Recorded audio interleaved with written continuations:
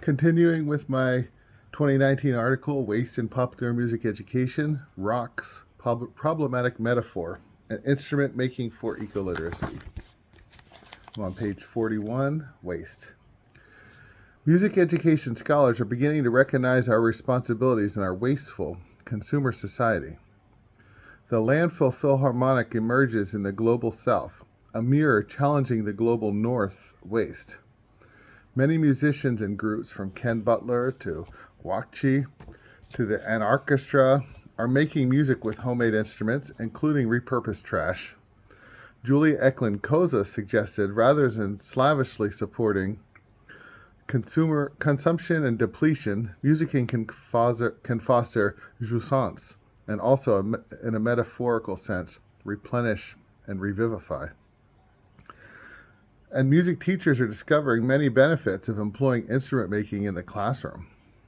Music teachers are opening space for creative instrument making activities for many reasons.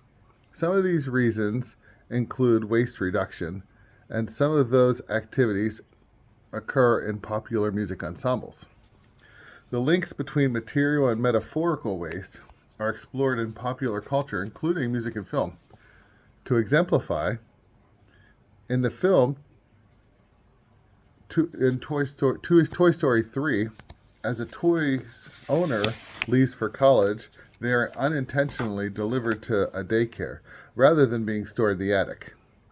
There, frenzied toddlers damage the toys, and ultimately the protagonist, Sheriff Woody, convinces the other toys and Andy that Andy didn't discard them. The toys decide to return home. However, the antagonist, a toy bear gang leader named Lotso, wants to stop the toys' escape. Lotso explains, "Tell me this, Sheriff. If your kid loves you so much, why is he leaving? You think you're special, cowboy? You're a piece of plastic. You were made to be thrown away."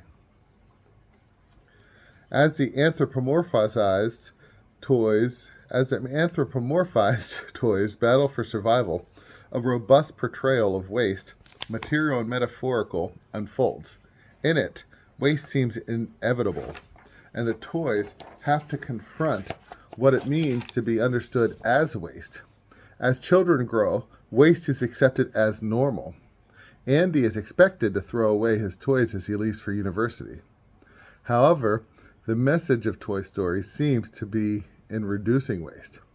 We are made to empathize with our material toys, to feel bad for them, feel bad when we waste them. I have a figure here. That is Plastic Beach in Versova, Mumbai. There are kids playing among all the plastic garbage that we in the West create. But we don't have to feel bad for anthropomorphized toys to feel bad about the results of our waste. Much of our material waste produced in the global north negatively affects the global south. And schools can be wasteful places. But many school districts have made strides to reduce waste in recent years. Music classrooms can make explicit their roles in these efforts through instrument making, including reducing, reusing, and recycling material, keeping those objects away from the garbage. Though all music education practices can potentially exacerbate our waste problem, this paper focuses on popular music education because, as our field incorporates popular music genres, we make decisions about what practices are best. In the 21st century, ecological concerns should not be ignored. For instance, because popular music education uses electronic instruments, e-waste becomes a matter music educators must understand. United Nations Environment suggests e-waste is a fast-growing ecological concern in developed as well as developing countries.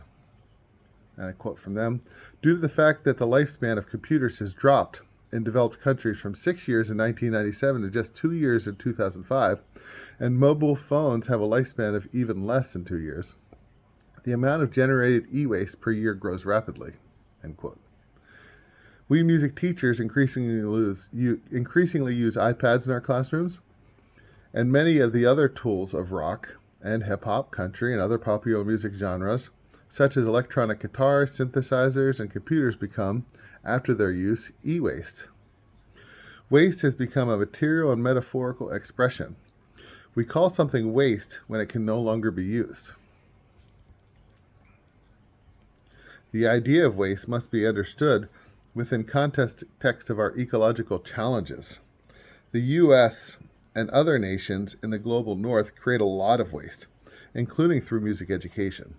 According to sociologist Falaska Zamponi, waste isn't limited to physical objects. According to her, metaphorically, we talk about people wasting their time, or in the extreme, we talk about people as waste, as something that no longer has value. Waste can refer to those people,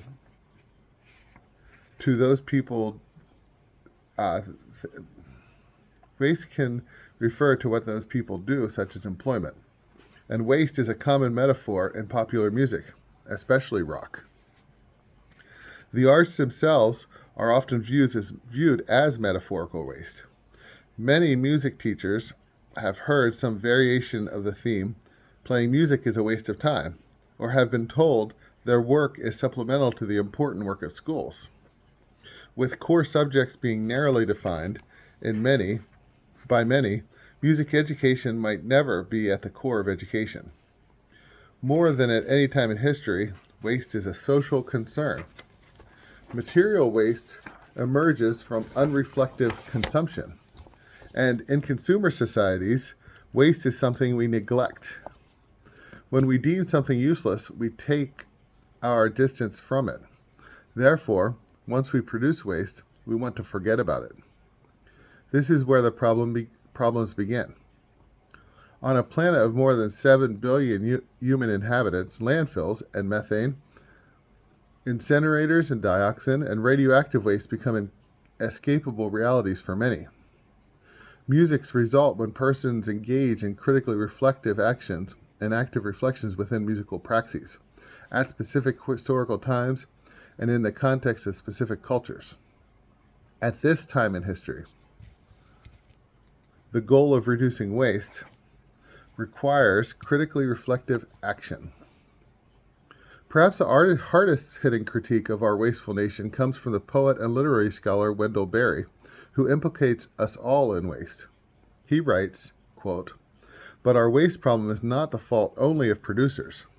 It is the fault of an economy that is wasteful from top to bottom, a symbiosis of an unlimited greed at the top and a lazy, passive, and self-indulgent consumptiveness at the bottom, and all of us are involved in it," end quote. Berry's body of work connecting material waste to passivity, a type of metaphorical waste, is persuasive. He points out that waste is the result of our economic system, the centralization of our economy, the gathering of productive property and power into fewer and fewer hands, and the consequent destruction everywhere of the local economies of household, neighborhood, and community. Music education is connected to the same economy Berry criticized. Our economy has centralized the production of music notation, instrument making, and oral representations of songs, which are written, performed, and produced by distant others, and shared in every corner of the globe. It's no surprise that music students arrive in our classrooms passive. Every step of musicking is already produced, and the only choice available to them is to consume. The structure sets the stage for the worst sort of banking education, because to make all aspects of the pedagogical world is a far more challenging than passive consumption.